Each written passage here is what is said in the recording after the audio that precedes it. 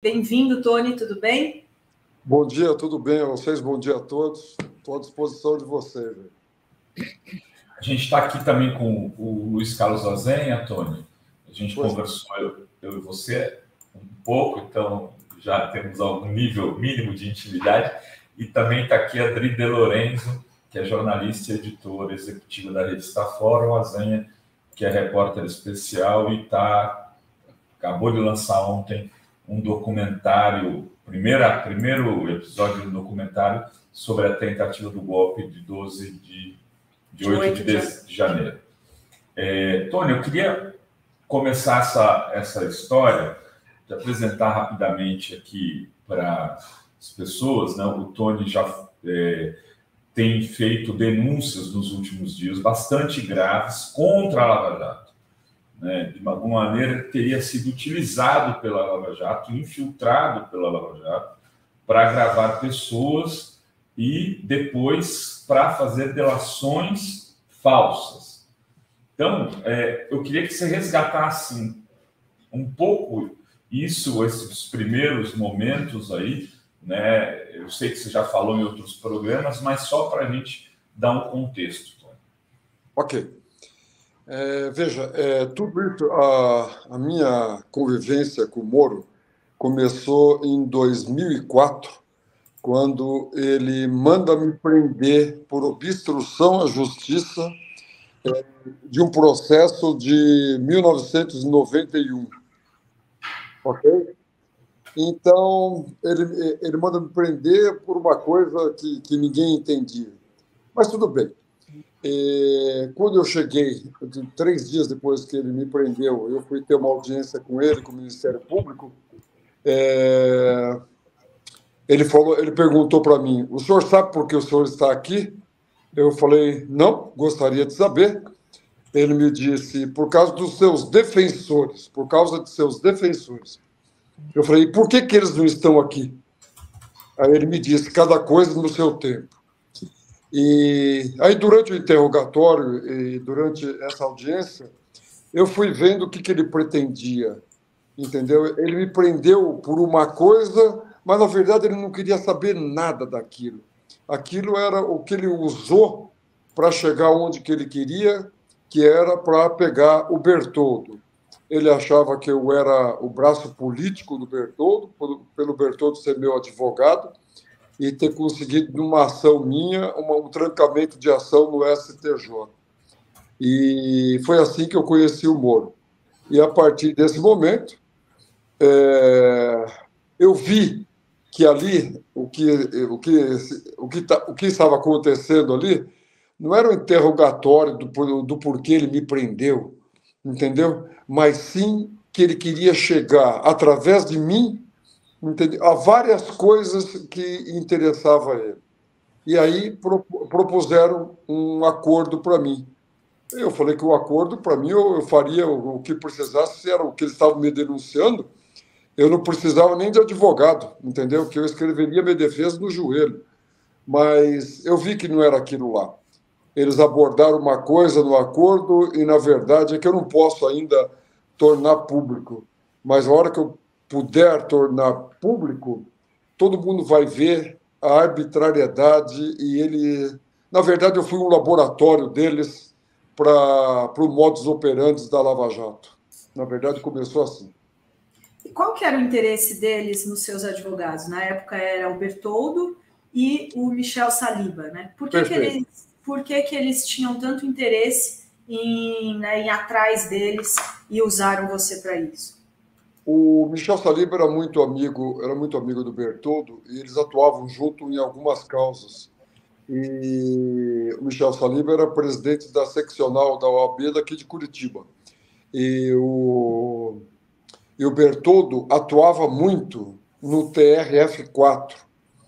E, segundo o Bertoldo, ele reformava todas as sentenças que o Moro dava aqui, ele reformava lá. E o Bertoldo atuava lá, no TRF4, segundo o Moro, né, para interferir em quem ia ser presidente do tribunal. Eu não sei de que maneira, mas o Moro falava isso.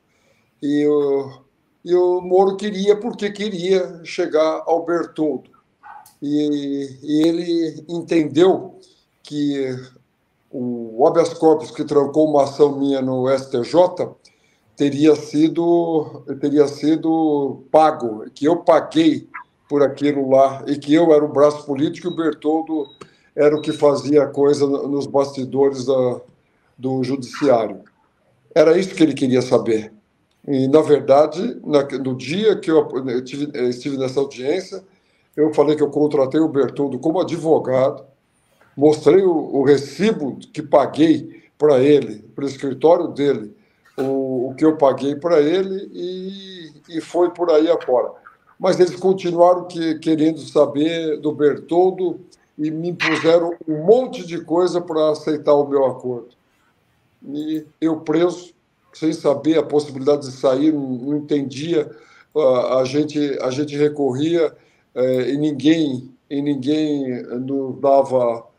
nos dava provimento no que a gente recorria, e aí eu me vi diante de uma situação de família, de tudo isso, filho pequeno eu tinha, e me vi obrigado a fazer um acordo, que naquela época nem regulamentado era. Sim. O que você dizia no acordo contra o Roberto Bertoldo? Era contra o Roberto Bertoldo? A sua delação foi contra ele? Não. Veja, a hora que vier a público, eu estou tentando isso agora, nós estamos peticionando hoje no STF para que a gente possa dar publicidade em tudo isso daí, porque falo muito agora, se conversa muito e fala, mas você tem prova do que você está falando. As provas são os autos. A hora que eu apresentar os autos, eu apresentar os termos do meu acordo, vai ficar claro, principalmente, né, para o mundo jurídico, vai ficar claro que o que está no papel nada teve a ver com a minha prisão, com o meu acordo.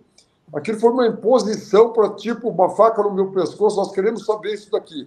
Entendeu? Você é uma pessoa influente, você tem contatos e você pode nos falar isso daqui. Se você nos falar sobre isso daqui, nós vamos abrir mão de te condenar, de te fazer, como diz o Moro para mim. Você é político, conhecido, entendeu?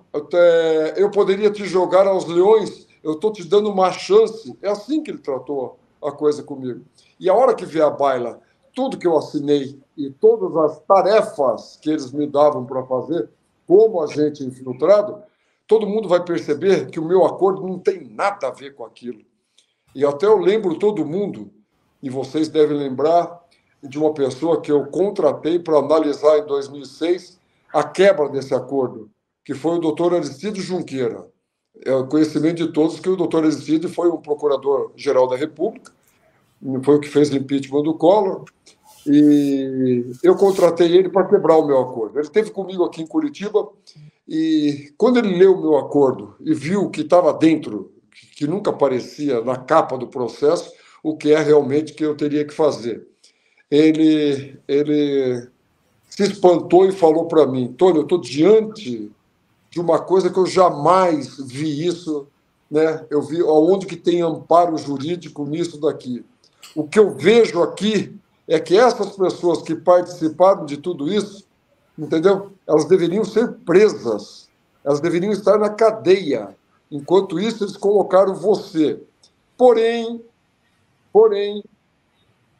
eu não vou aconselhar você a entrar com essa quebra de acordo, porque esse juiz e esse pessoal do Ministério Público, do jeito que estão agindo, do que assinaram aí, eles são capazes de pegar eu e você e jogar a gente numa masmorra e jogar a chave fora.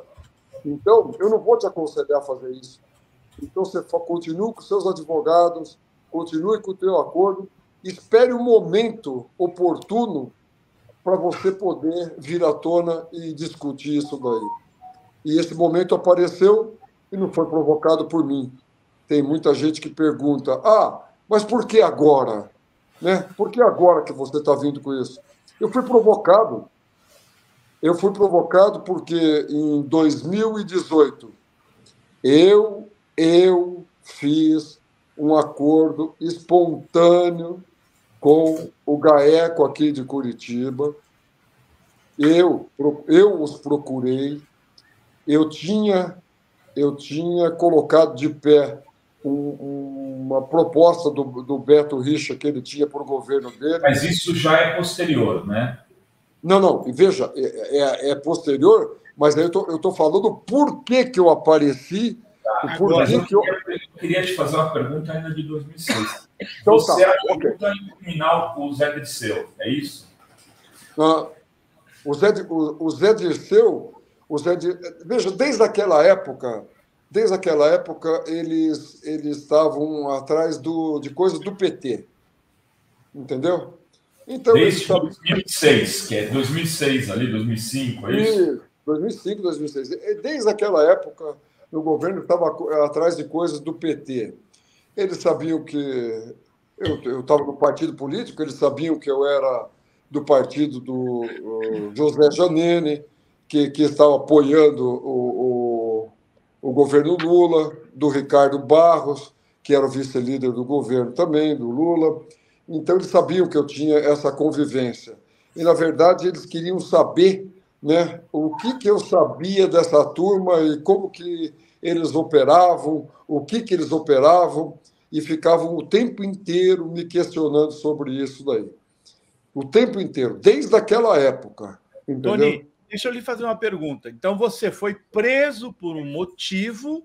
Isso. E fez uma delação completamente distinta do motivo pelo qual você foi preso. Ou seja, é a indústria da delação em funcionamento, Tony? Veja, aí agora eu tenho que fazer justiça em algumas coisas aí também. Se falou muito nisso, né, de indústria de delação e tudo isso daí.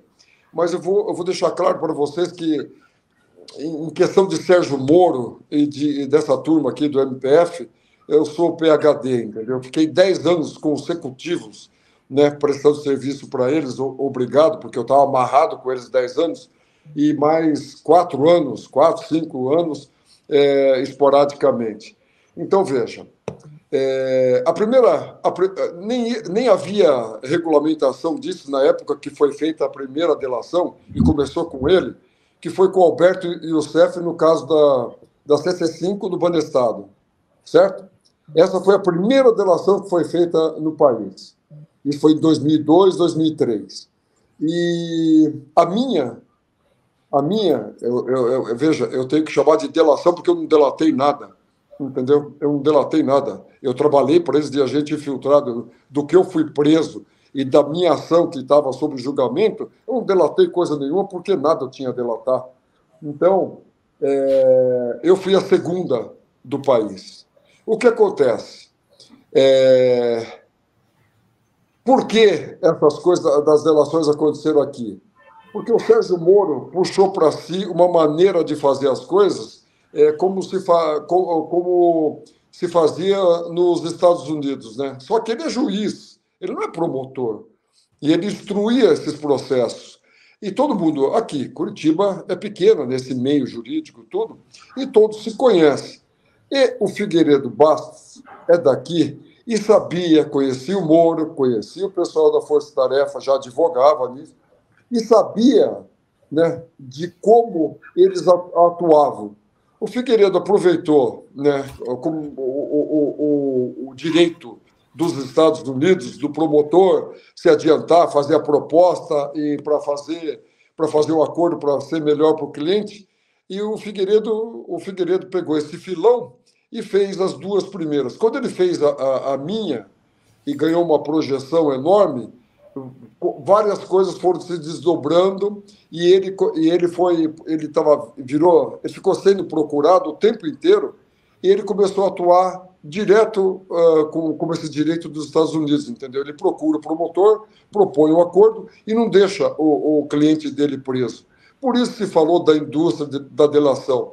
Mas a origem disso tudo, né, é que o Sérgio Moro e o Ministério Público aqui, né, eles não te deixavam sair se eles te prendessem se você não fizesse acordo com eles.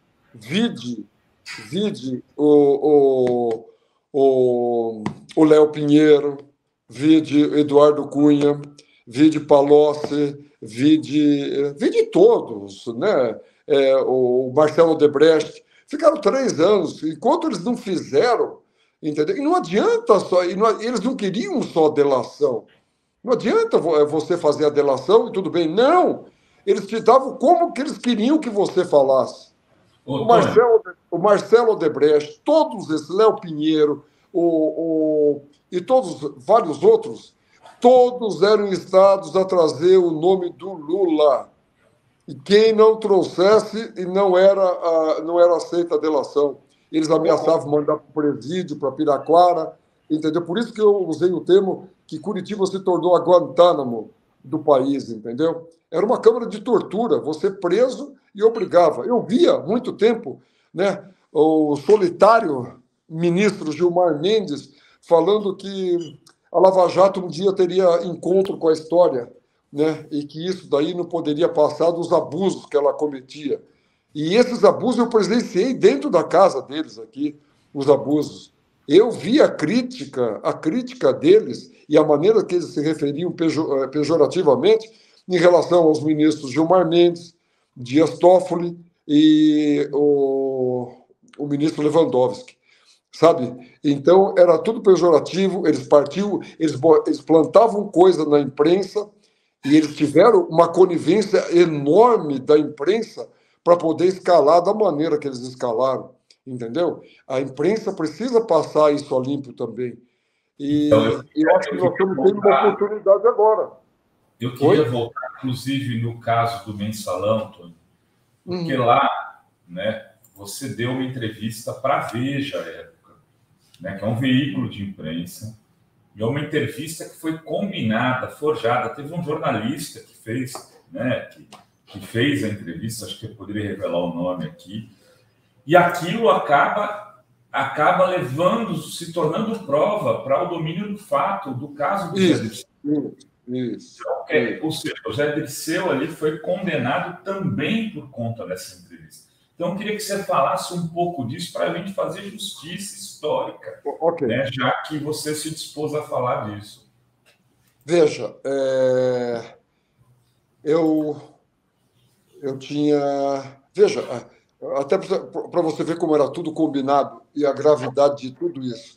Quando eu acabei de fazer a minha audiência, que eu fechei o acordo e foi assinado o acordo, o advogado pediu, o Figueiredo pediu para ele fazer o alvará de soltura, né, porque eu estava preso.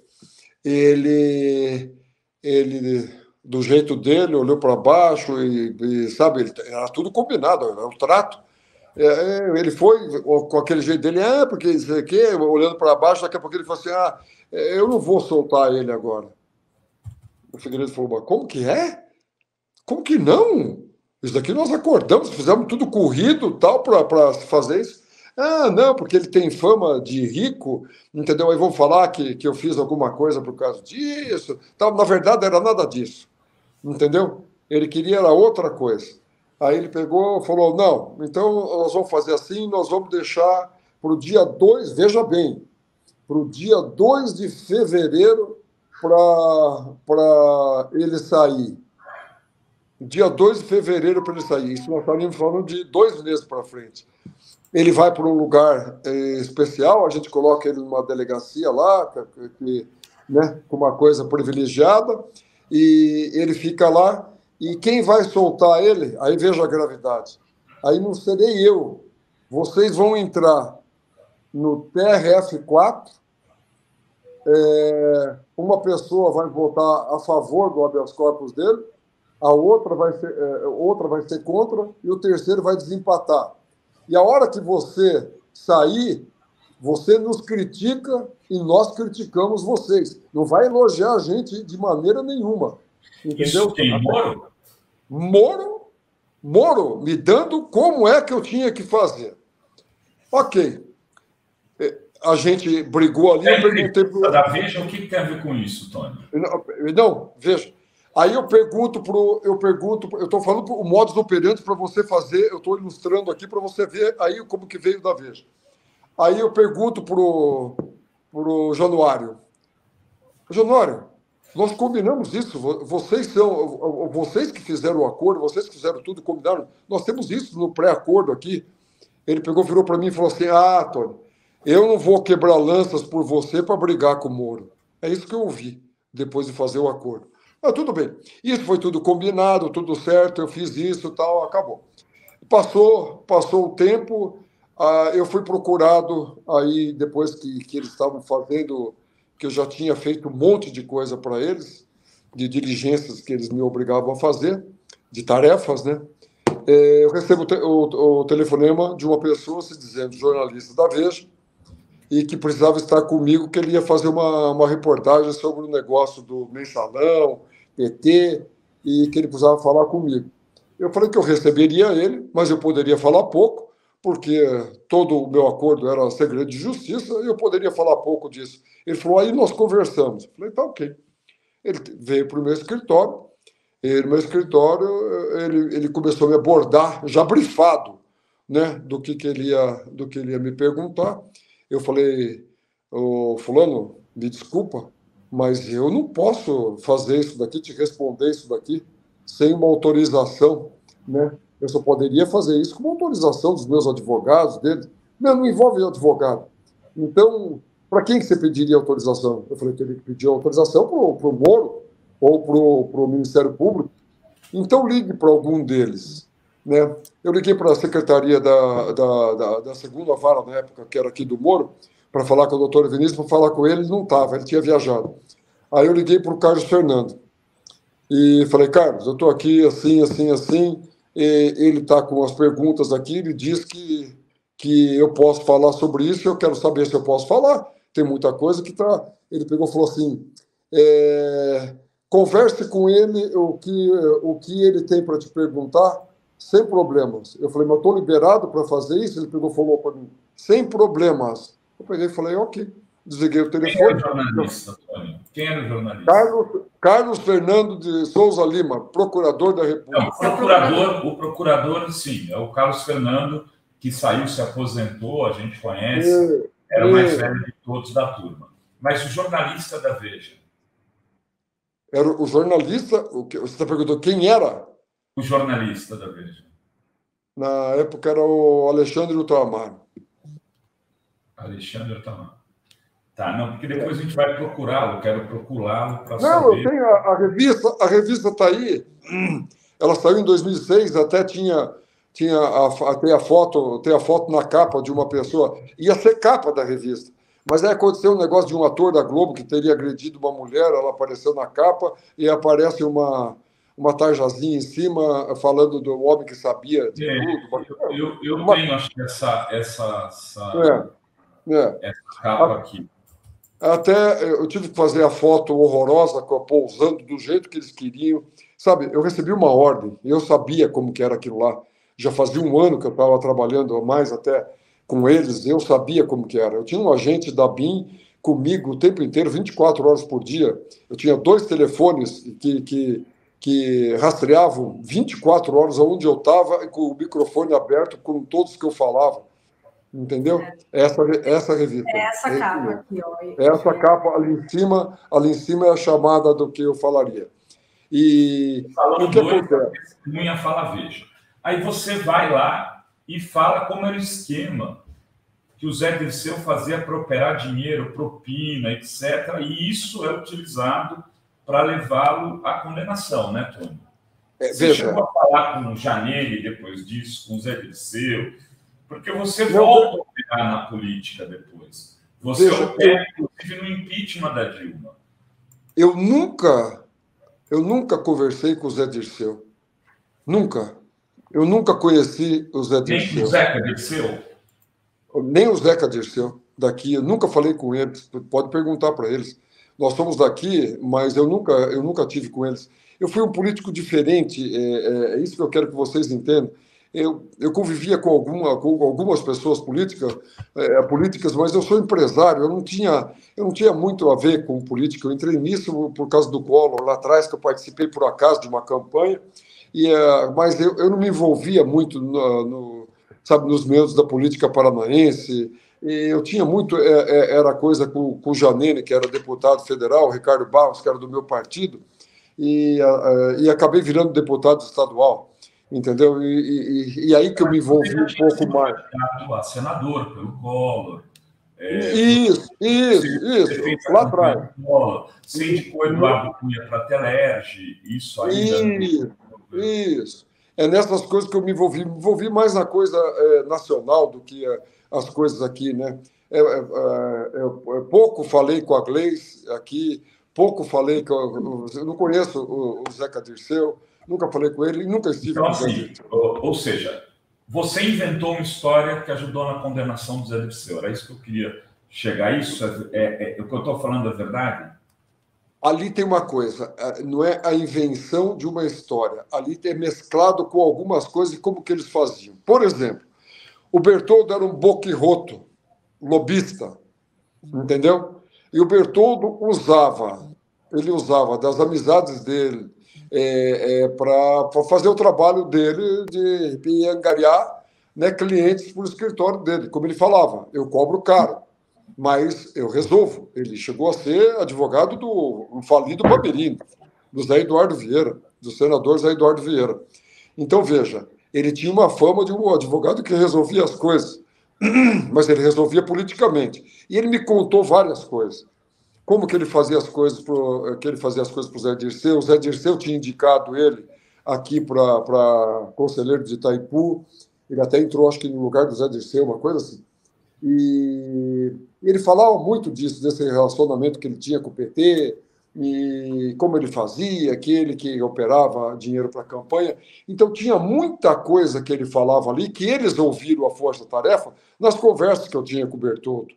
Então, mesclou-se um pouco daquilo lá com um pouco de folclore, entendeu? Para que se pudesse fazer aquela reportagem, porque o repórter falou para mim, nós vamos fazer a reportagem do mesmo jeito. O viés, entendeu? Você que decide. Se você não quiser falar, nós vamos falar o que quiser, entendeu? O que a gente quiser. Mas, então, é bom você falar, entendeu? É bom você falar para ver o teu lado. Eu falei, como não foi gravada a entrevista, não foi nada, a hora que eu me deparei com aquilo lá, com tudo que foi gravada a entrevista. Não foi gravada. Não foi gravada, era no papelzinho. Falando, entendeu? Eu falando algumas coisas que ele me perguntava, né? Muitas que já estava brifado, eu fui falando, e essa entrevista eu deveria ter gravado, até para ver a maneira que foi feita. E aí, a hora que eu vejo, quando sai a edição da revista, tinha algumas coisas mescladas ali e deram o tom que eles quiseram dar. Né, e botaram na minha boca muita coisa que eu não teria falado e eu não teria conhecimento. Mas o que eu podia fazer? Alguma dessas coisas, Tony? Que você não falou e estava lá na matéria. E que você acha que prejudicou alguém, ou Janene, ou Zé Dirceu, ou alguém ligava a missão? Estou te perguntando isso, desculpe insistir, a gente tem tempo aqui, o Azen vai perguntar ali também. Eu estou insistindo porque isso levanta um fio, estava falando aqui com a Azen, inclusive por WhatsApp, que como o Mensalão e a Lava Jato se complementam, na verdade. Iguais. Era uma continuidade. É a continuidade. Caça ao PT. Rovai, Tony, Dri, eu tenho o privilégio de ter feito uma pesquisa muito grande com o Henrique Pisolato. O Henrique Pisolato, que foi condenado, que fugiu do Brasil, inclusive, ele, uma entrevista que ele não deu, foi publicada pela revista Isto É. Então, o modus operandi é muito parecido, viu, Renato Rovai? Ele não deu a entrevista e a entrevista saiu. Por quê? Eles queriam reconvocá-lo para a CPI. E aí o Pisolato diz o seguinte, sempre, eles precisavam de 4 para a formação de quadrilha, porque aí a pena seria maior. Então, eles foram eu, Zé Dirceu, o bancário, o Guxiquem e o Delúbio. Ele falou, eles precisavam pegar alguém a mais, um a mais. o que foi condenado contra, que o ministro disse que condenou contra a sua própria consciência. Genuíno. Genuíno. Eles precisavam condenar inocente para poder passar a formação de quadrilha. É o que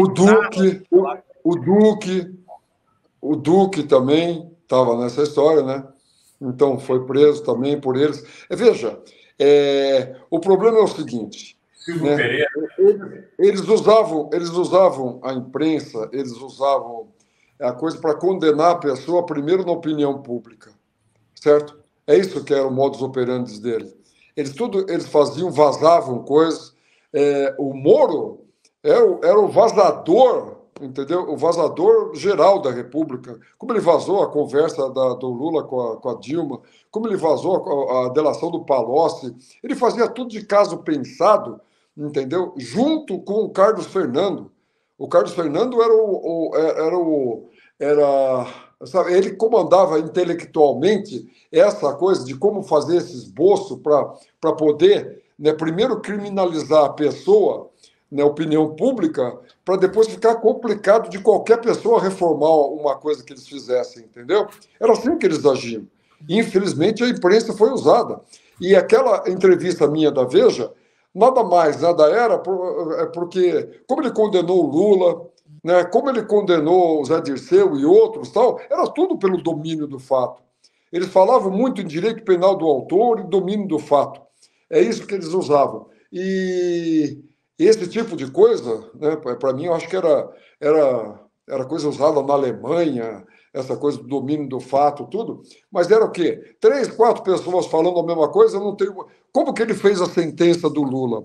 Mesmo, veja, ele escreve, é tão cara de pau que ele escreve, Moro, né? Mesmo não tendo provas disso, mas, porém, né, o conjunto da obra indica isso daí. Isso é domínio do fato. Eu condenar sem provas, é isso que ele fez. Então, é isso que nós estamos tendo a oportunidade agora de passar isso a limpo, né? O modus operandi do mensalão, o modus operandi da Lava Jato é idêntico.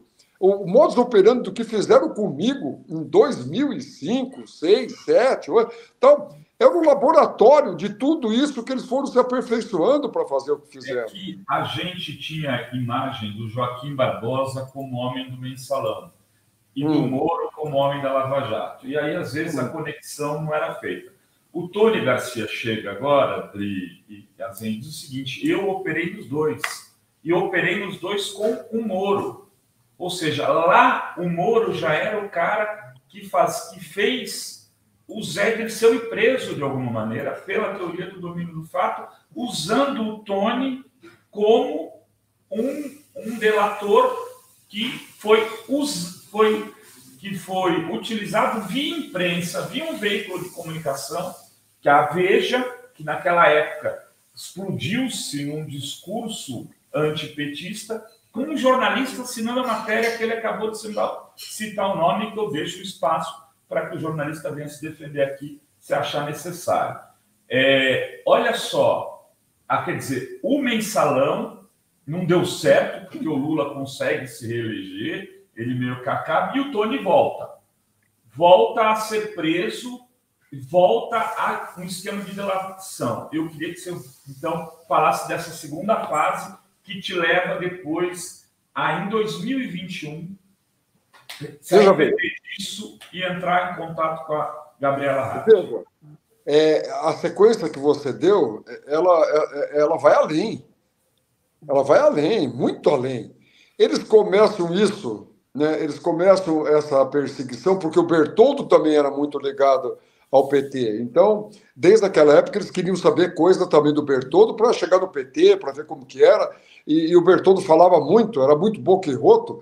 Ele era amigo do Delúbio, do Zé Dirceu, do Silvinho, essa gente. Ele falava onde ele se reunia. Algumas partes que eu falei lá era coisa que eles ouviram das minhas conversas com o Bertoldo.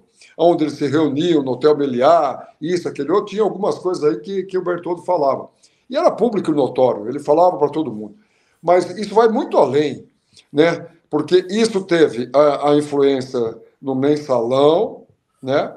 Teve a influência depois da Lava Jato, mas tudo isso tem influência também, né?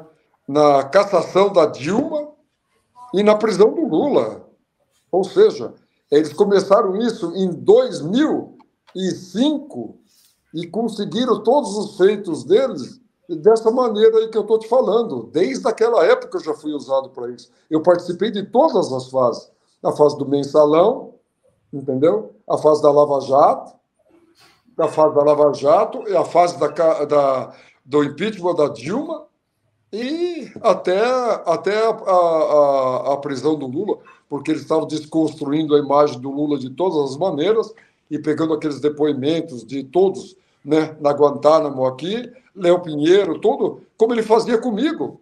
As audiências que a gente tinha não era com gravação digital, era aqueles gravadores antigos, sabe? Daquele que você aperta, abre a portinha e bota a fita. Era aquilo lá. Ele fazia o quê? A gente, na audiência, eu estava narrando os fatos que ele me perguntava. Aqui, né? Deixa eu ver. Isso. Aquele de apertar. Isso aí, é uma antiguidade. É isso aí que tinha na vara lá, sabe? Então, não era filmado, era só gravado, não tinha câmera, não filmava a audiência, era só... Não é igual foi as audiências do Lula e de todo o pessoal da Lava Jato. Aquilo lá eles começaram a usar para fazer justamente... era o modus operandi para começar a fazer a coisa midiática. É mais esse aqui, ó. Hã? Como que é? Tem mais um. Mais esse aqui, gente, que a fita ele sai, a fita abre. Isso! Que aperta o botão, a fita pulava, você tirava a fita e colocava outra. Isso.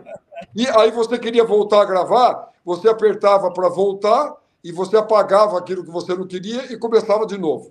Então, ele podia fazer o que queria, ele digitava a fita, fazia o que queria. E o que ele fazia?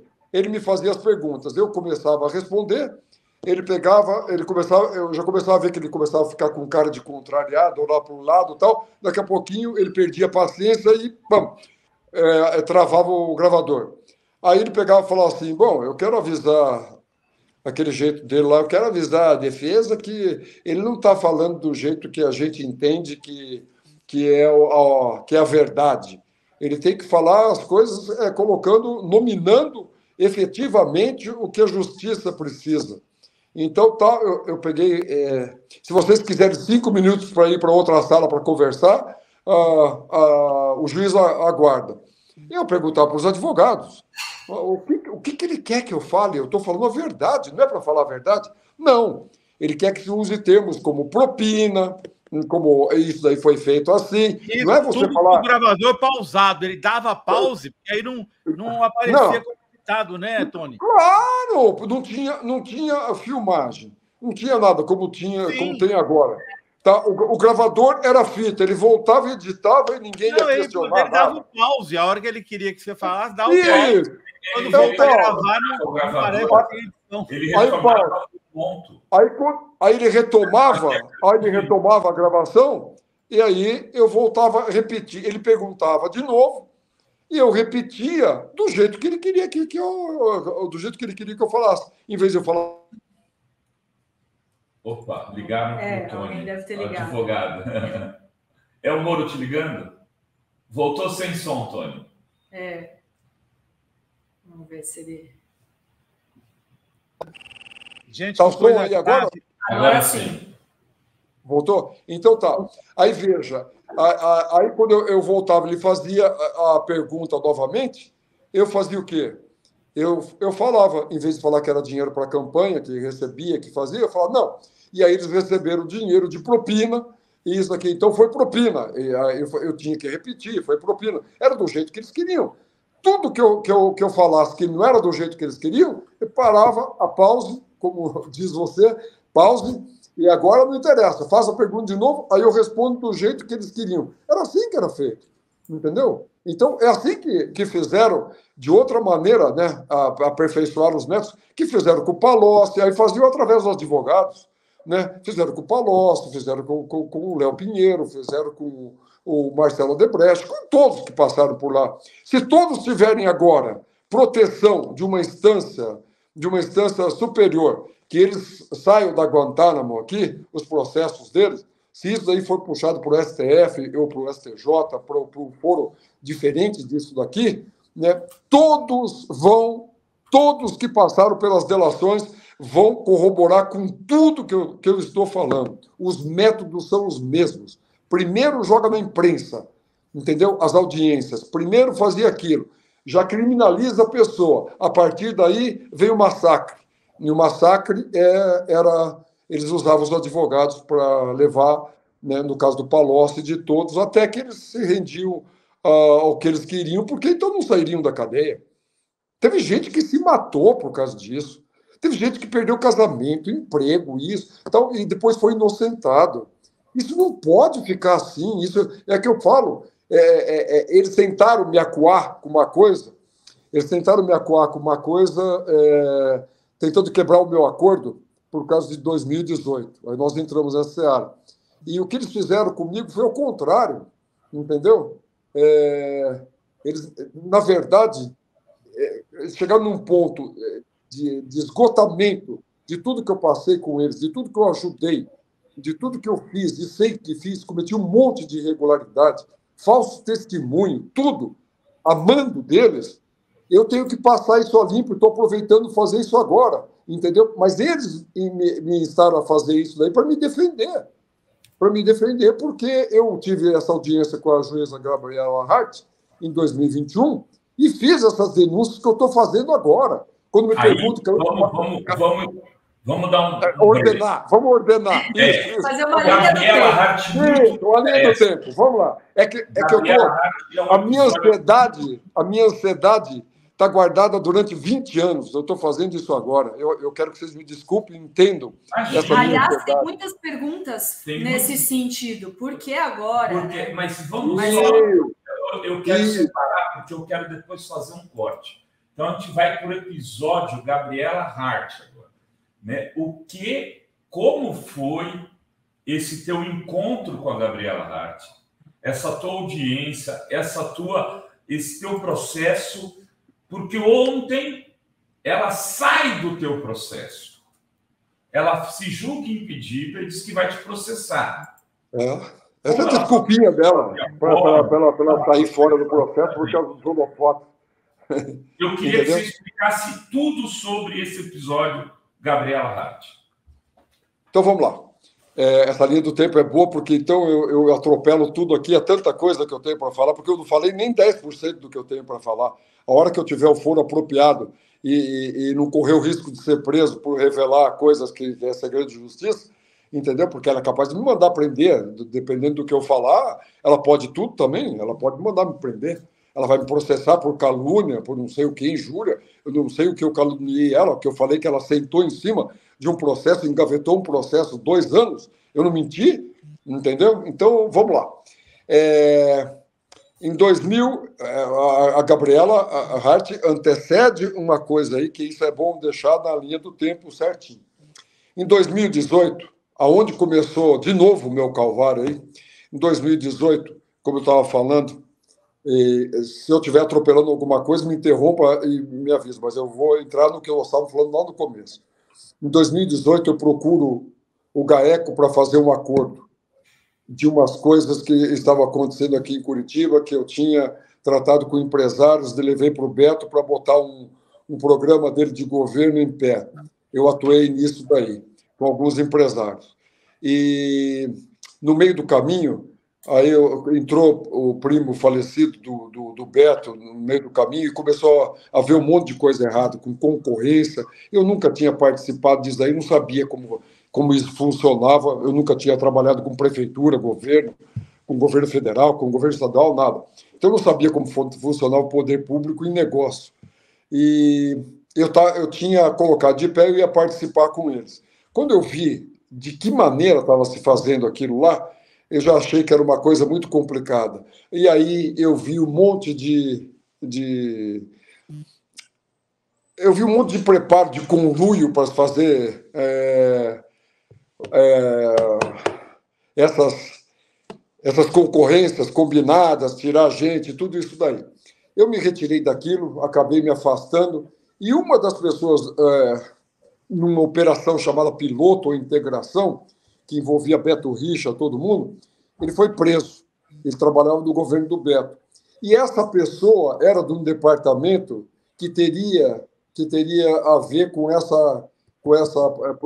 programa do Beto Richa chamado Patrulhas do Campo, e que eles estavam botando, que colocaram isso daí, quem botou em pé esse programa fui eu. E essa pessoa estava fazendo delação. E ela ia me envolver. Que ela fosse te envolver. Veja, ela ia me envolver. Ela sabia, porque ele sabia que eu tinha conversado. Você se antecipou e fez a tua delação. Veja, é isso aí. Aí o que acontece? Eu procurei o GAECO, falei, eu já tinha procurado o Januário e o Carlos Fernando. Eu já tinha falado com eles disso. Carnavais, né? Então, veja, eu já tinha falado para eles disso em 2014. E quando eu levei para eles no MPF, então, os dois me falaram uma coisa que me acendeu um sinal de alerta, entendeu? Primeiro que eles falaram que não era federal aquilo, que aquilo era estadual e que eles não tinham alçada para cuidar daquilo lá. E que eu deveria tomar cuidado, porque a história que eu estava narrando para eles, havia uma linha muito tênue, entendeu? Entre o legal, né, e o ilegal. E que eu poderia ter feito alguma coisa que eu tivesse incorrido em crime. Aquilo me acendeu um sinal de alerta, né? Eu falei, então tá, não é para levar para lá, não é para levar para cá, então vou ficar quieto. Eu não participei, deixa a coisa andar. Tudo bom. Quando eu vi que aconteceram essas operações, eles começaram a escalar, eles sabiam também que eu tinha participado disso, aí eu fiquei com medo. Eu falei, esses caras podem aproveitar para voltar com a faca no meu pescoço. Me antecipei, cheguei para o empresário daqui, que era um empreiteiro conhecido, dono de banco, o maior empresário daqui do Paraná, chama-se Joel Malucelli, entendeu? Procurei ele e falei o que eu ia fazer. Eu falei, eu vou procurar o Ministério Público do Paraná, o GAECO. Eu vou falar com eles e vou falar a verdade. E a verdade não é bom para ninguém. Você não quer ir comigo?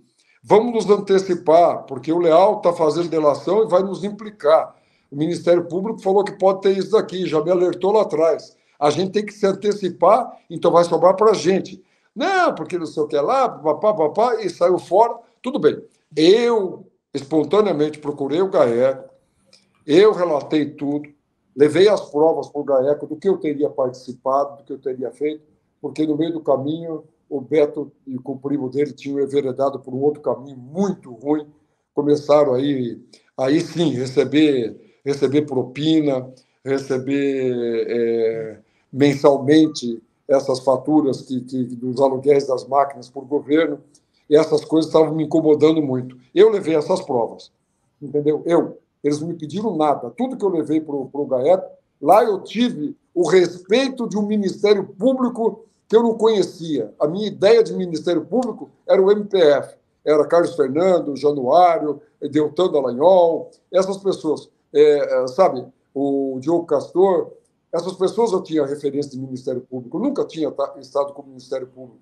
Lá me deparei com promotores ciosos das responsabilidades, não me pediram uma só coisa, não me pediram nada.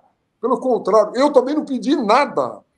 Entendeu? Eu não pedi nada, eu só falei o seguinte, ó, isso pode vir à tona, isso aqui, vocês têm conhecimento disso? Não, nós temos o zum. Então, eu levei tudo, que era o começo, meio e fim daquela operação. Porém, no meio desse caminho, tinha essa operação integração, a operação que estava com o Sérgio Moro, integração, ou com outro juiz federal, e a piloto que estava com o Sérgio Moro, ou vice-versa. Eles tinham lá. E havia uma gravação feita por um empreiteiro que era da empresa, presidente da empresa Conterne, do Grupo Bertin, Pedro Rache. Ele tinha gravado, dentro do palácio aqui do Palácio do Governo, ele tinha gravado o chefe de gabinete que chamou ele no palácio para ele sair de uma concorrência, ameaçando ele com um contrato que eles estariam fazendo na Copel, de 600 milhões, para ele sair porque eles tinham o acordo com o Odebrecht.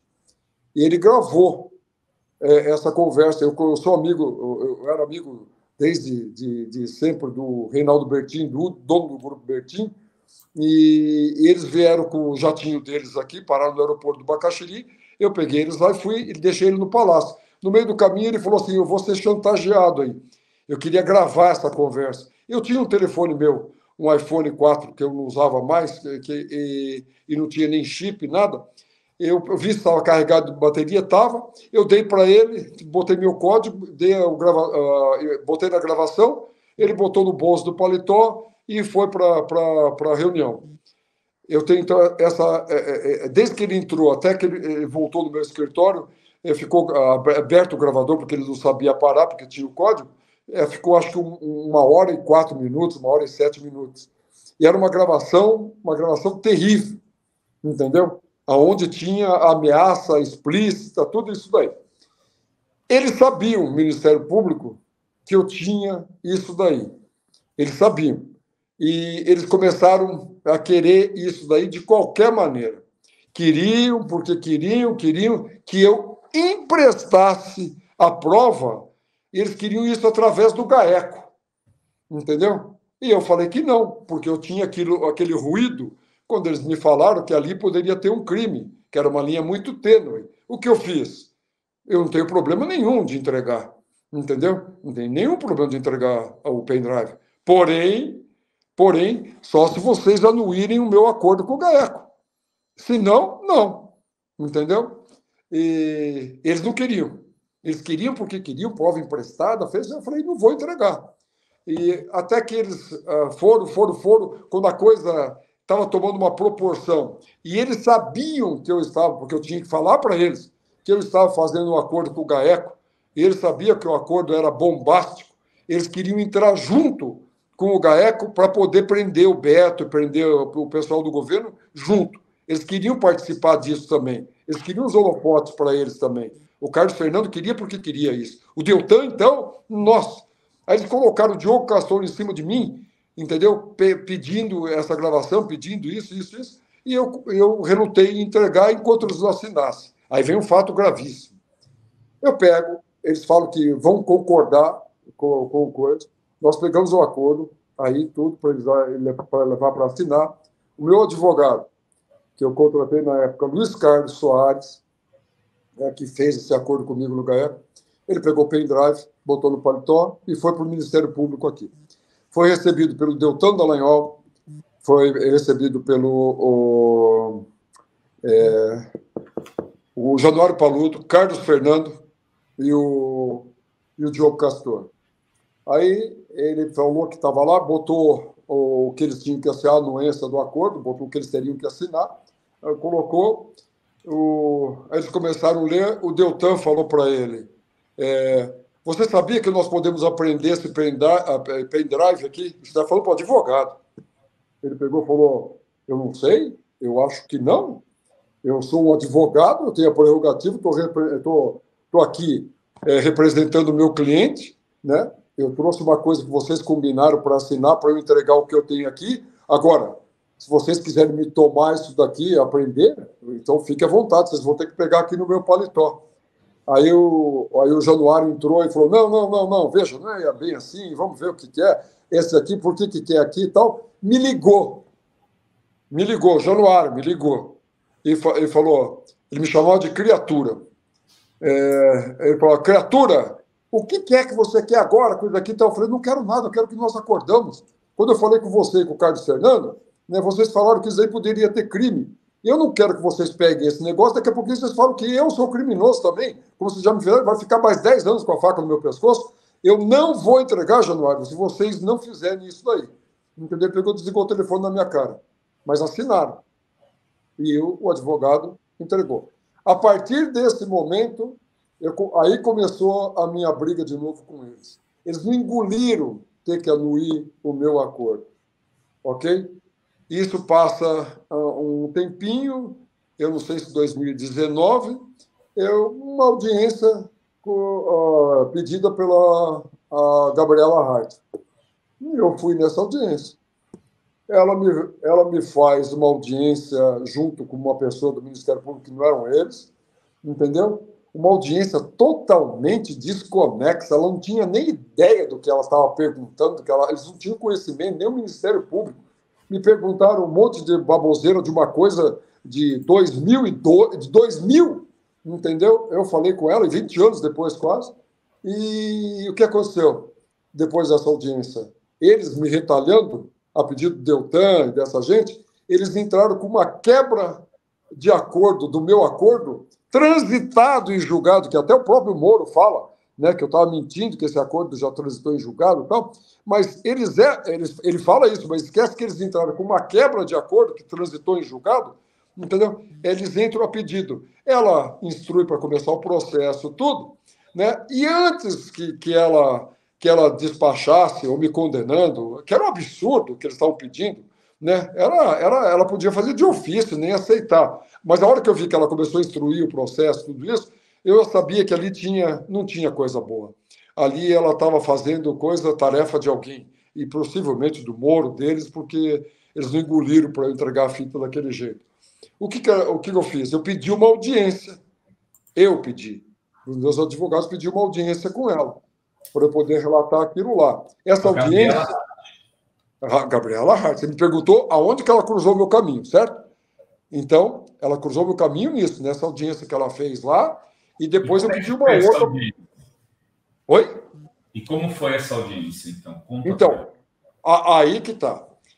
Nessa audiência é o que eu não posso falar, e me pergunto, aonde estão as provas? Eu caí de paraquedas, você falou isso, agora você estava falando coisas graves, agora, tal. Não.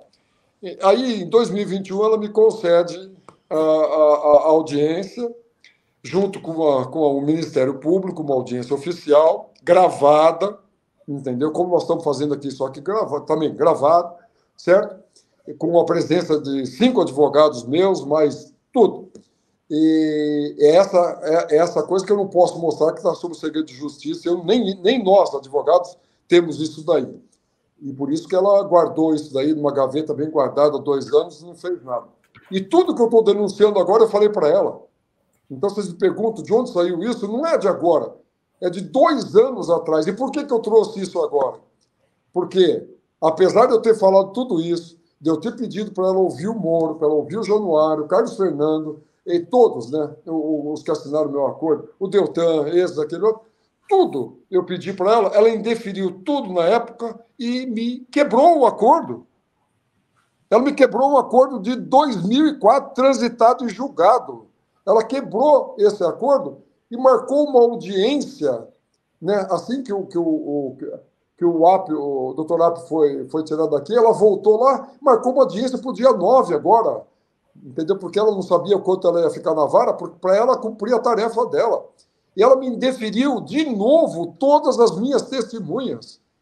Todas. Ela indeferiu dizendo que as testemunhas que eu tinha requerido, que elas não tinham nada a ver com o caso. E as testemunhas que eu requeri que não tinham nada a ver com o caso eram Sérgio Moro, Deltan Dallagnol, Carlos Fernando, Januário Paludo, Diogo Castor, Orlando Martello e Vladimir Arras. Eram as pessoas que participaram de todo o meu acordo e conheciam tudo que eu fiz. Então, eu queria fazer aquilo, tentar explicar. Se você estiver errado, você me corrige. Mas você resolveu falar agora porque o doutor Eduardo Apio foi afastado e a Gabriela marca uma nova audiência dia 9, sexta-feira agora. Veja, entre o feriado. Né?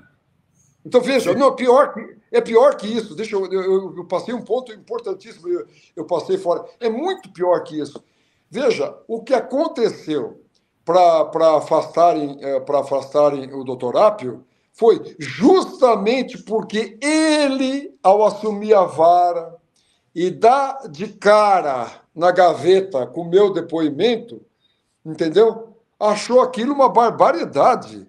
E eu tinha tinha gente que tinha foro privilegiado, tinha tudo isso, ele não podia me ouvir. O que ele fez? Ele pegou aquele meu depoimento e mandou para o STF e caiu com o ministro Lewandowski. Que depois que se aposentou e acabou indo para o ministro Toffoli, certo? É isso daí. Ele mandou para lá. Então, ele brecou esse processo de quebra de acordo, ele travou e remeteu tudo para o STF. Ela entra desrespeita ao que ele tinha feito. Veja, ele foi afastado por causa disso. O Apio, ele não foi afastado, por causa disso e do Tacla Duran, né? Veja, o Tacla Duran, na verdade, o Tacla Duran é uma coisa pontual só, entendeu? É uma coisa pontual que ele fala, tem algumas coisas que eu também não concordo ali, mas tudo bem, né? Ele tem a defesa dele, está tudo certo. Mas ele é uma coisa. Agora, o que eu tinha denunciado ali para ela, numa audiência de mais ou menos 1h08, uma coisa assim, o que eu denunciei para ela é tudo que eu estou falando com vocês agora. Eu não escondi nada. Eu falei que eu era gente infiltrado, que era isso aqui, que eu queria que ela formasse opinião, que ela soubesse tudo que eu tive que fazer, tudo que eu tive que abrir mão de família, disso, daquele outro, me comprometi, que eu corri risco de vida, que eu fiz tudo isso daí para trabalhar. Eles não poderiam fazer aquilo por retaliação só.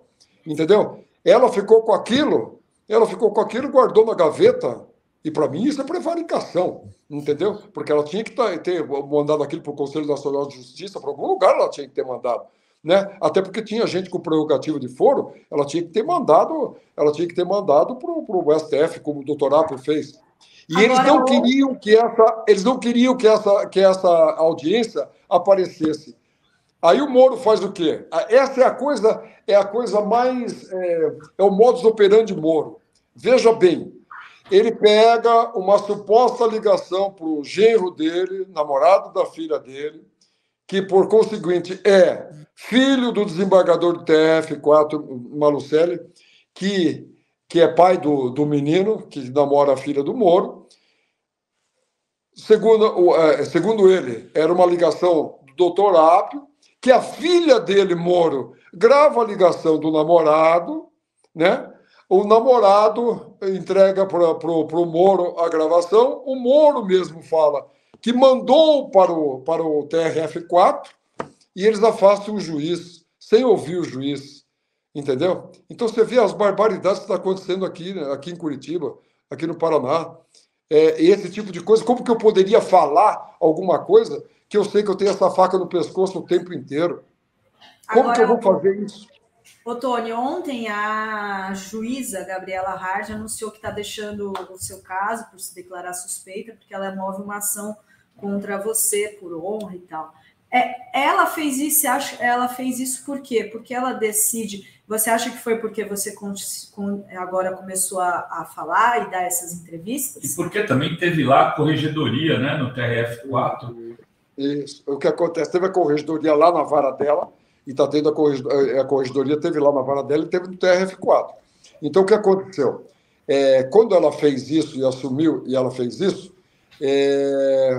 eu resolvi, aí eu já sabia que o que vinha, eu posso usar esse termo porque é só isso que fizeram comigo durante todo esse tempo, que viria sacanagem, entendeu? Pela pressa que ela veio e tal, ela queria jogar isso daí para o esqueleto que o doutor Apio tinha tirado do armário, que é um esqueleto terrível. Eu fiz isso, gente. Eu quero que todo mundo entenda. Vou aproveitar aqui para repetir isso. Eu fiz isso em um local apropriado, numa audiência oficial, com uma juíza federal, com o Ministério Público Federal. Tudo que eu estou falando aqui, que pergunta as provas, eu fiz lá. Lá eu tenho a prova. A hora que vierem a público os autos da minha delação, eles vão falar por si só. Não existe prova melhor do que aquilo tudo lá. Mas o que ela fez? Ela entra, ela faz essa audiência que não deu tempo, desqualificou todas as nossas testemunhas, falando que eu tinha que intimar o Moro. Imagine, o Moro tem prerrogativa de foro. Ela falou que eu que deveria levar o Moro. Eu que deveria levar o Januário e tudo, porque eles não tinham nada a ver com aquilo. Imagine a arbitrariedade. O que nós fizemos? Nós entramos com correição no TRF contra ela, com suspeição contra ela também, e ela decidiu ontem sair do processo 1 hora depois que ela recebeu o nosso pedido de suspeição para ela apreciar, entendeu? Onde ali nós relacionamos um monte de coisa, a proximidade com o Moro, tudo, e ela sabia que ela estaria impedida. Ela ia passar por um processo muito ruim se ela não se desse por impedida. O que ela fez? Arranjou uma desculpa e falou que vai me processar, tal, tudo bem. E eu respondi a ela, tudo bem, ela pode até me processar, ela vai ter que provar, né, aonde que eu cometi injúria com ela. Se eu falei que ela sentou em cima do processo e engavetou por 2 anos, eu falei numa audiência pública e estou falando agora. Né? Mas eu também, né, ao final disso tudo, eu vou processar ela por prevaricação também. Sabe? Ela estava de posse de uma coisa importantíssima para a minha vida, para a vida de todo mundo, e ela simplesmente engavetou. Se não fosse o doutor Apio, isso daí não teria saído de lá, eu não estaria aqui falando com todo mundo hoje. É isso daí. Você tem perguntas do público? Não sei se sozinha tem perguntas. Não, eu estou espantado, só isso. Eu ainda estou absorvendo com muito espanto tudo isso que o senhor disse. Eu acho que a relação que o senhor faz com o mensalão, ela é muito, muito mais grave e profunda. Isso aí é uma Por isso que eu sugeri a presidente do PT, a Gleisi Hoffmann, eu sugeri a ela uma CPI para a gente passar o país a limpo. Então, sabe, é a hora de a gente passar o país a limpo. Não tem nada mais prioritário do que a gente passar isso. Eu acho que, como eu já falei, né, eu devo desculpa ao Zé Dirceu, eu devo desculpa à presidente Dilma, sabe, ao Lula, eu acho que eu posso, se fizesse uma CPI onde eu pudesse relatar tudo isso, com a liberdade de eu poder relatar tudo isso, sem as amarras dos segredos de justiça, de tudo isso daí, a gente passaria a limpo uma página da história terrível, sabe, onde se condenou um presidente da República sem prova, injustamente, construir uma narrativa que, sabe, uma narrativa que é difícil de derrubar, em conluio com várias pessoas, infelizmente para o nosso país, né, com a conivência da nossa grande imprensa, que não deveria nunca ter embarcado nisso. Essa que é a preocupação. E quando eu vejo, né, que de repente querem calar as redes sociais, calar isso, calar vocês, calar todo mundo, independente, sabe? A gente ia ter de novo uma imprensa chapa branca que faz a cabeça de todo mundo, da opinião pública, e a gente não tem para onde recorrer. Para mim, a Rede Globo, ela não faz jornalismo, né? Ela não faz uma coisa independente. É uma coisa complicada do que eu vi no país. Eu vi os métodos dele de vazar coisas para a Globo, para vazar para o antagonista. Eles vazavam tudo antes para criar o fato antes, entendeu? E para fazer o quê? A Globo doutrina, né? Ela não informa, ela doutrina, ela faz doutrinação. Então, é complicado. Eu acho que uma CPI seria o campo apropriado, com os holofotes apropriados para a gente passar essa história limpa. Eu acho que todo mundo deve isso ao presidente Lula, ao presidente Dilma, deve isso ao país. A gente tem que refazer essa história e eu me dispus. Inclusive, se eles criarem uma CPI, CPMI, eu acho que já tem um pedido, pelo que eu fiquei sabendo aí, do Quaquá, para a abertura dessa CPI. Eu recebi aqui um zap aí me falando que estavam começando a fazer esse pedido. E se acontecer isso, eu me proponho a ficar 3 dias por semana em Brasília, ajudando eles a tirar esses esqueletos do armário. Entendeu? Eu quero isso para a minha vida. Eu quero isso para a minha vida. Eu quero passar isso ali para a minha vida. Eu quero deixar esse legado para os meus filhos. Porque eu cometi um monte de injustiça em nome da justiça. É por isso que eu estou agora falando tudo. E tem perguntas aqui. A Cibele Simão pergunta: você recebeu alguma chantagem recente, depois que começou a revelar verdades da Lava Jato?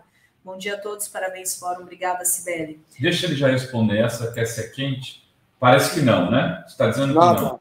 Não, nada. A única chantagem que eu já recebi é a notícia que ela vai me processar. Entendeu?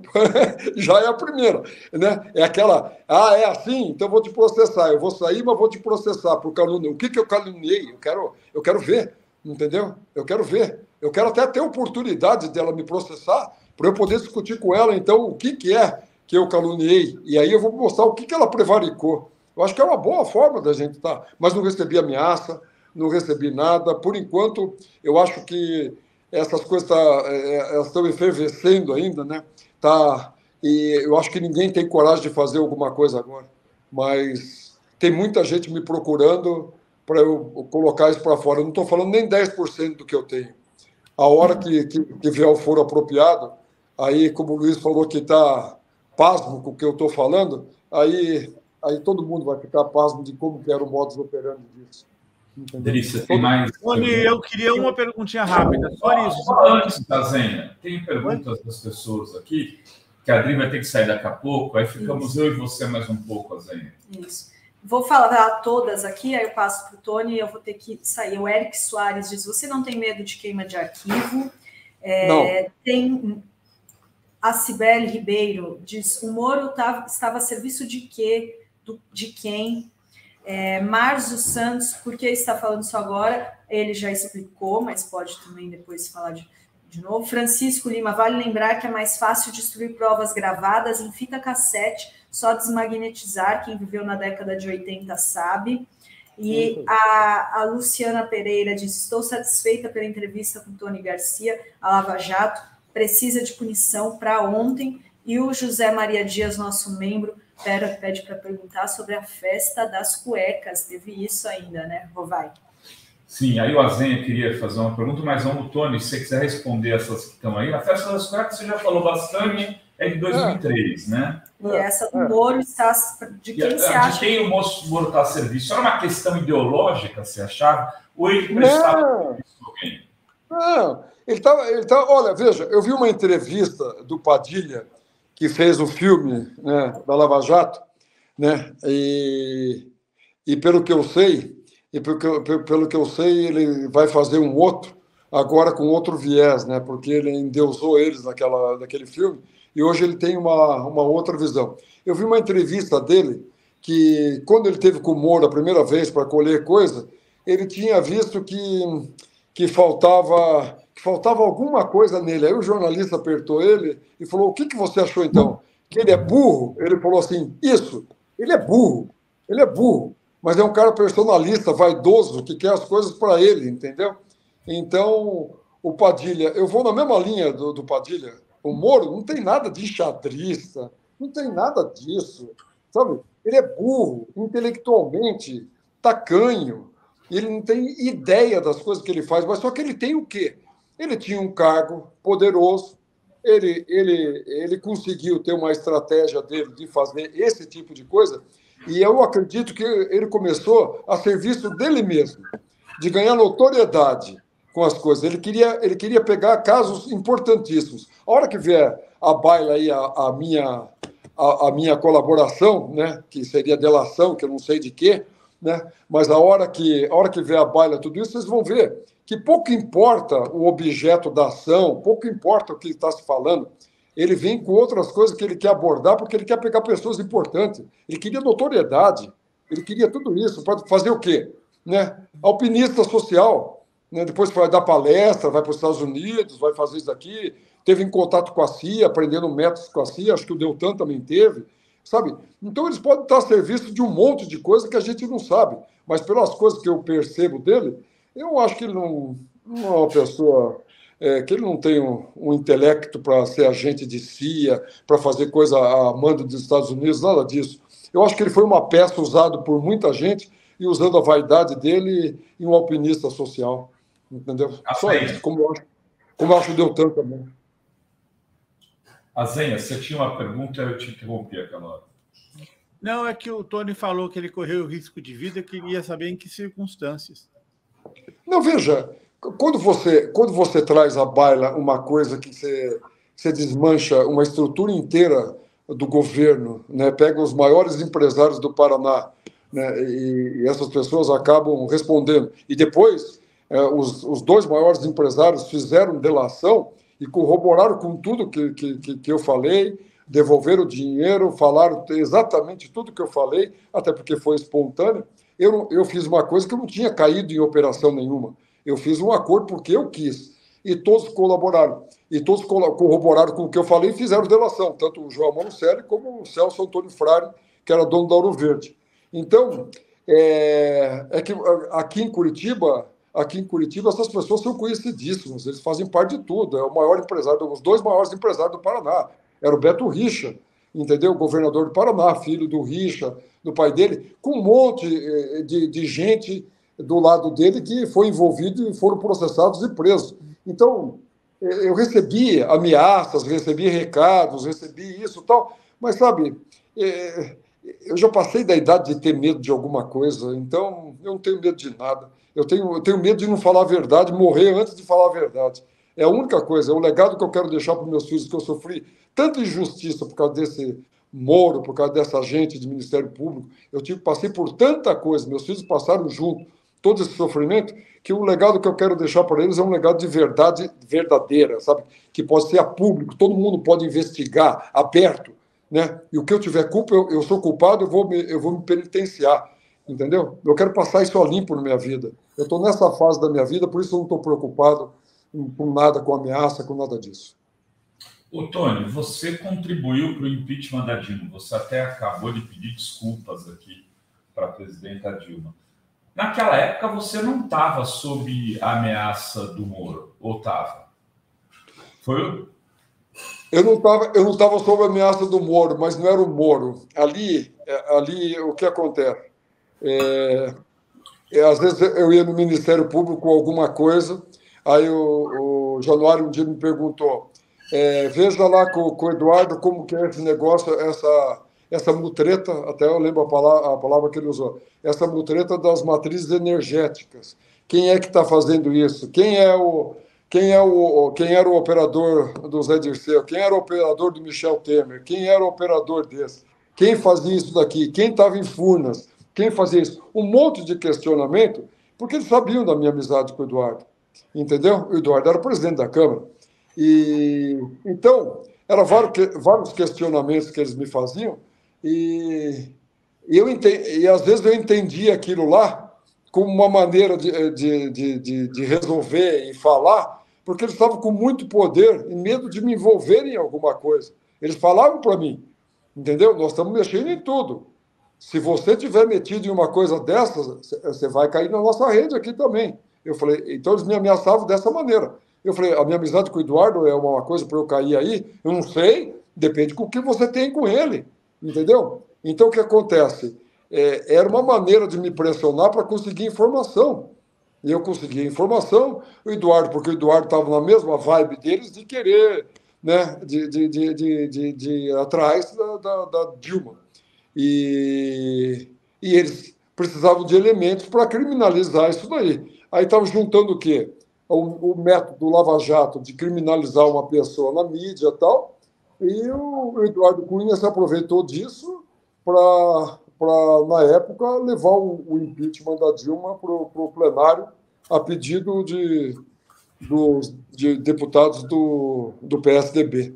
Essa história eu tenho para passar limpo, eu tenho ela no meu WhatsApp, junto com o deputado que começou essa história às 2h10 da tarde, até a hora que o Eduardo levou para o plenário e monocraticamente colocou o impeachment da Dilma, entendeu? Essa história eu participei, e foi precipitado porque o deputado Rossoni, do PSDB, no almoço com o Aécio Neves, com o Carlos Sampaio e outros deputados do PSDB, trouxeram a proposta para mim, para levar o Eduardo, que se ele levasse naquele dia o impeachment da Dilma para o plenário, entendeu? Eles dariam os 2 votos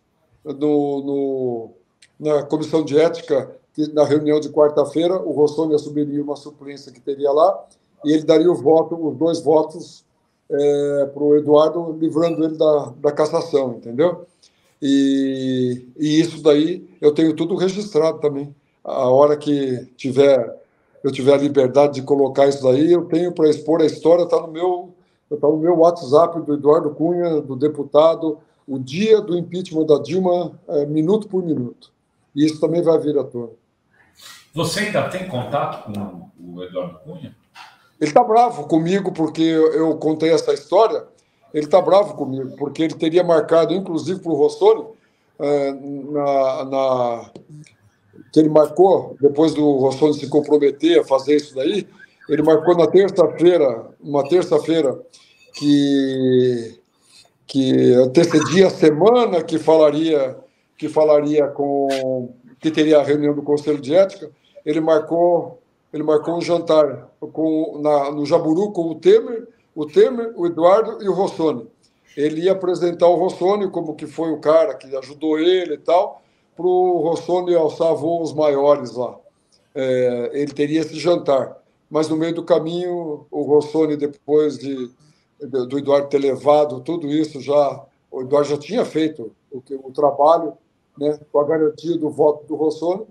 O Rossoni me procura e fala que, queria ser caçado, era muito sério. Aí pediu 5 milhões para votar no Conselho de Ética contra o Eduardo. O Eduardo não topou, ele não foi na casa do Temer, e na quarta-feira o Rossoni apareceu com fora Temer, fora Cunha, lá e votou contra o Eduardo Cunha, porque não... E depois de fazer todo aquele papelão, e eu tenho a história dele toda. 5 milhões ele pediu pelo voto, Tony? 5 milhões. Falou que não vale 5, 10 milhões, ele falou ainda. Entendeu? 5 ou 10, né? Mas 5, então fica por 5, módico. O Eduardo falou um palavrão. Personalidades tipo o Carlão, né? O Carlos Sampaio, de Campinas. É um dos casos que. Aécio, ele menciona o Aécio, né? Que o Aécio Neves. E a cabeça da Dilma no dia que ela foi eleita. Veja, essa reunião, segundo o Rossoni, foi na casa do Aécio, o almoço.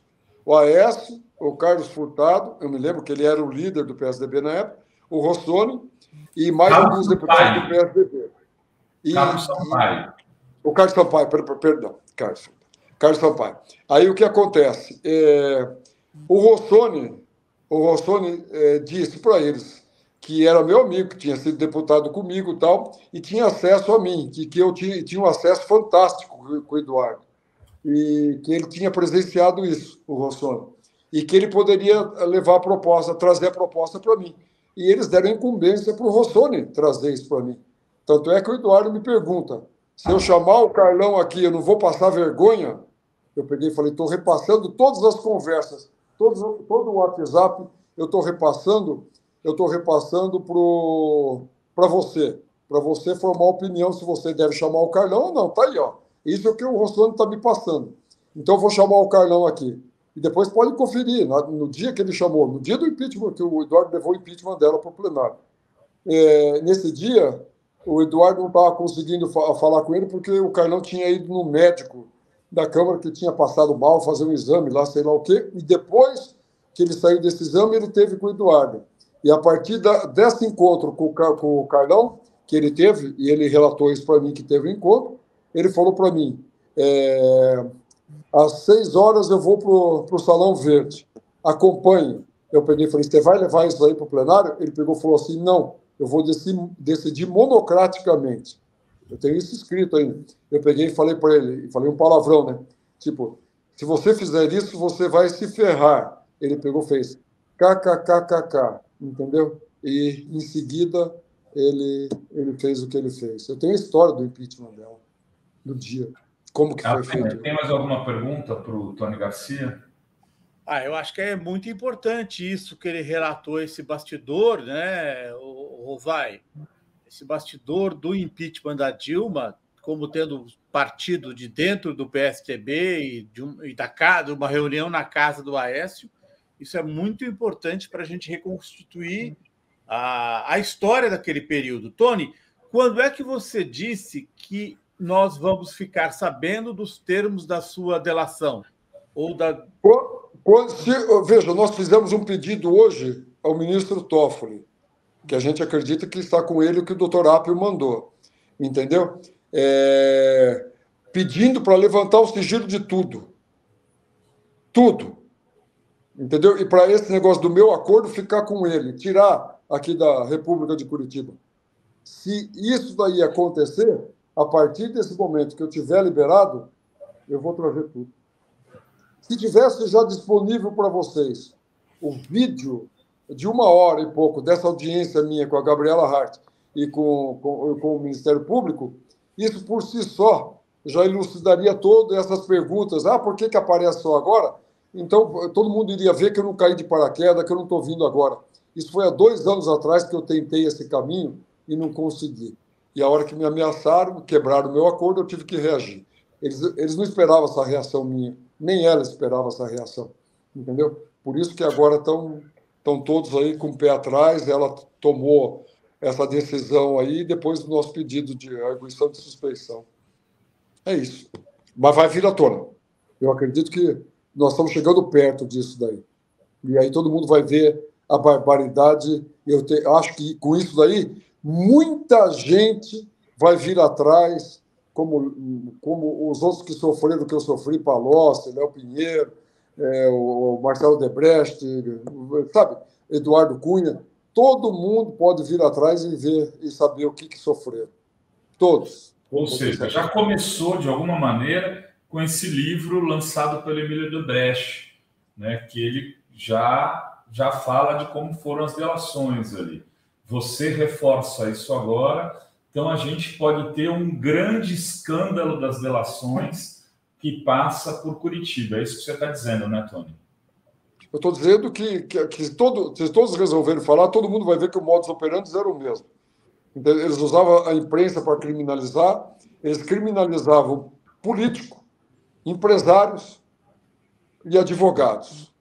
Eles criminalizaram tudo, eles tentaram fazer isso daí para fazer o quê? Desconstruir qualquer um que falasse contra eles. Infelizmente, repito pela 20ª, milésima vez, a imprensa foi conivente com isso e não deixou a história verdadeira vir à tona. Mas, como nada fica por tanto tempo, né, sem que apareça, me deram a oportunidade de vir agora com essa retaliação que fizeram comigo, trazer isso à tona, e isso vai ser o fiozinho da meada.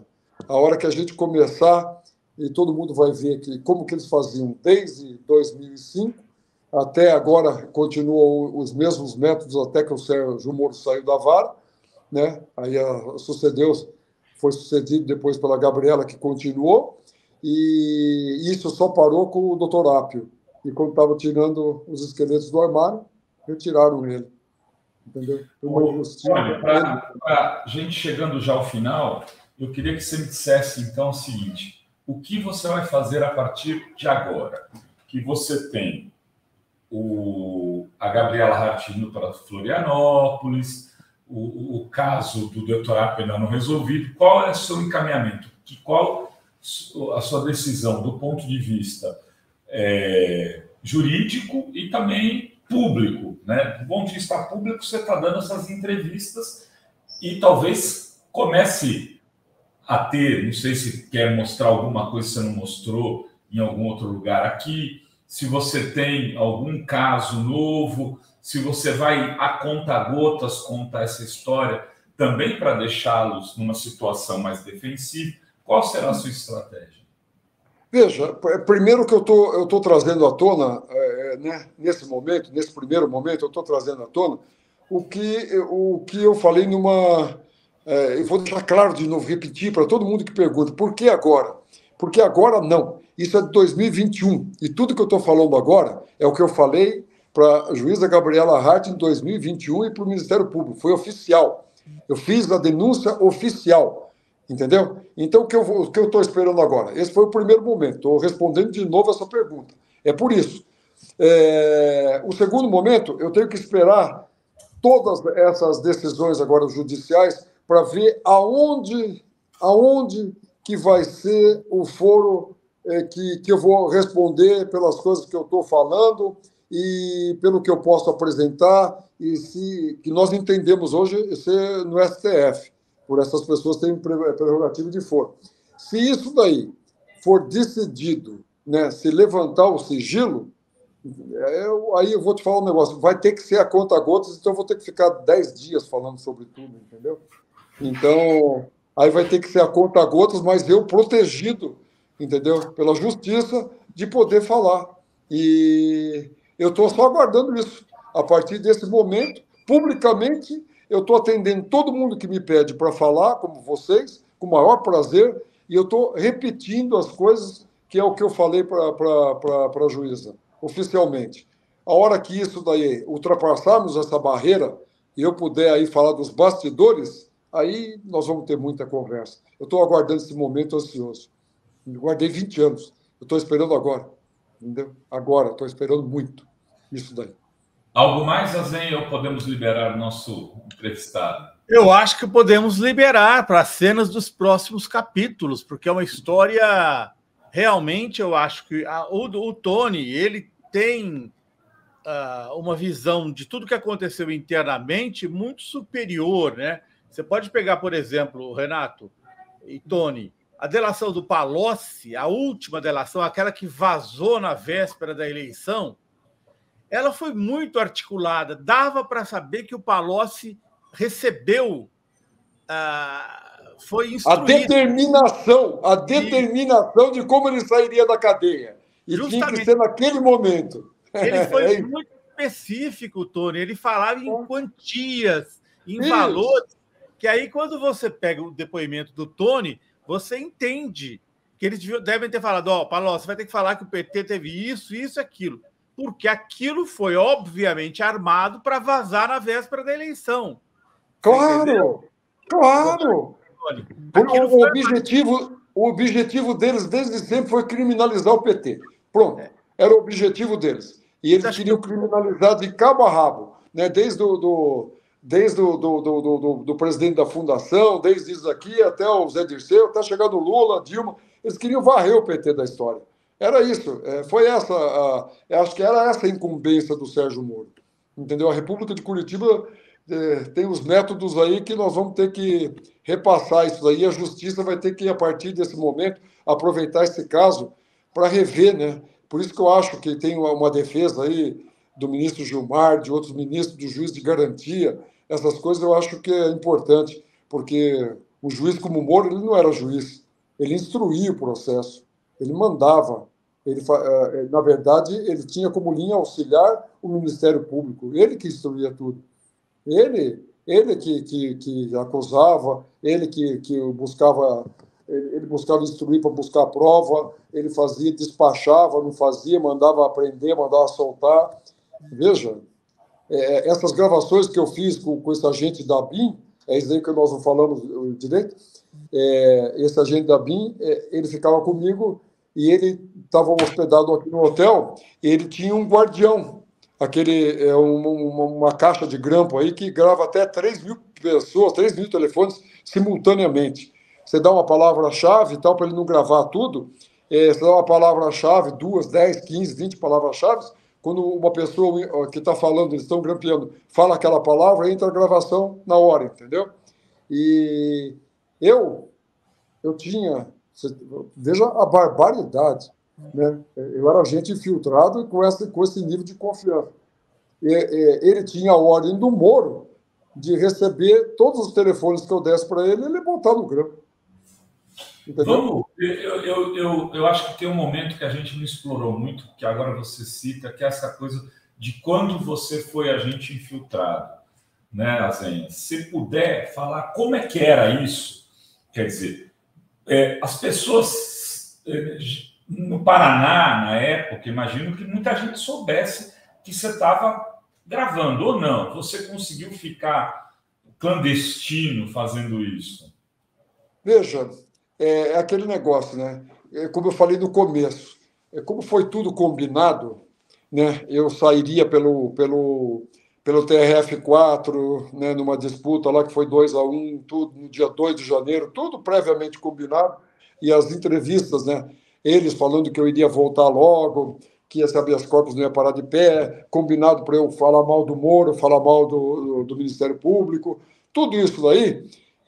A imprensa noticiava isso daí. A minha primeira entrevista, quando eu saí, entendeu, foi bombástica, porque eu baixei o sarrafo, né, no Moro, no Ministério Público e vice-versa, entendeu? Mas tudo combinado.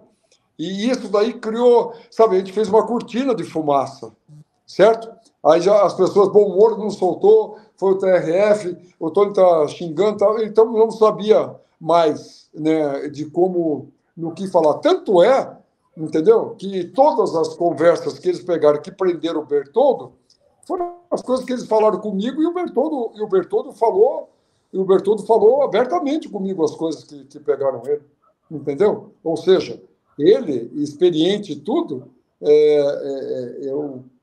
eu não podia dar sinais para ele de nada, eu sabia que ele tinha apontado comigo, entendeu? Ele tinha me tomado dinheiro e falado que era por uma coisa, ele foi meu primeiro suplente candidato ao Senado em 94, né? E esse tipo de coisa, 94 não, foi 94 não, foi 2002 que ele foi candidato à suplência comigo. E aí o que acontece? ele, 2004, ele Bertoldo, falou tudo, e tudo que levou ele à prisão foi justamente o que ele falou. E eu estava com o telefone que gravava 24 horas por dia, o microfone aberto, entendeu? E o tempo inteiro, aonde eu estava, aqui eu era obrigado a levar aquilo lá. Até para eles saberem aonde que eu estava. Eles me controlavam nas torres aonde que eu estava. Então, eu fui prisioneiro deles. Aquilo era um tipo de uma tornozeleira eletrônica, só que uma tornozeleira com microfone, em que eu ouvia tudo que eu falava e tudo que as pessoas que estavam comigo falavam. Então, é muita coisa. Quanto tempo durou isso, Tony? Qual foi o período? Foi imediato. Veja, o Sérgio Moro foi me visitar na delegacia onde que ele me colocou, ele liberou o delegado visitas lá e pediu para eu comprar um gravador para gravar as pessoas que fossem falar comigo lá. Pediu não, mandou. Entendeu? Peraí, deixa eu ver. Viu? Então, veja, ele foi lá, ele foi 2 vezes eu falar comigo lá e me dar as ordens, entendeu? De quem que eu deveria chamar lá para gravar, entendeu? Ele deixava eu usar celular para chamar as pessoas, tudo, sabe? Era uma prisão combinada. Eu chamava quem eu queria porque ele deu ordem para o delegado para deixar as pessoas irem lá para eu tentar tirar a coisa que ele queria, ainda preso. E quando eu saí, esse gravador que ele foi homologado por eles, para eu poder fazer isso oficial. Está no meu acordo também. Está no número de série do gravador, está oficial. Então, era um gravador digital naquela época, até o som era muito ruim ainda, tudo. Mas, e fora os telefones que eu tinha, depois que o agente da BIM me deu.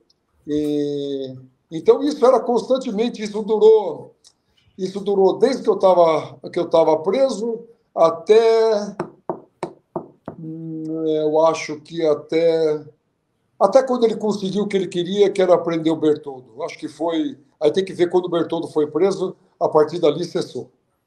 E que ele teria conseguido tomar essas gravações aí da festa da cueca. É isso daí. Impressionante. Muito bem. Quero te agradecer, Tony, pela entrevista. Vamos esperar os próximos desdobramentos e quem sabe você volte aqui. Quando vocês quiserem, estou à disposição com fato novo. O fato novo vai ser a hora que vocês souberem que isso daí foi para outra instância e que eu posso falar sobre tudo que eu assinei, entendeu? E mostrar as tarefas que eu tive que fazer. E isso está todo no processo. Essas são as provas que eu tenho, que elas por si só são catastróficas para eles, entendeu? O que está no processo. Se eu puder trazer isso à tona, não precisamos de mais nada. Vamos aguardar que isso seja colocado, seja aberto com muita expectativa, Tony. Tá ok. Eu estou à disposição. A hora que começar, vamos voltar. Aí eu posso falar com mais propriedade, com mais segurança, para avançar o sinal. Obrigado, Tony. Muito obrigado. Obrigado a vocês. Eu que agradeço.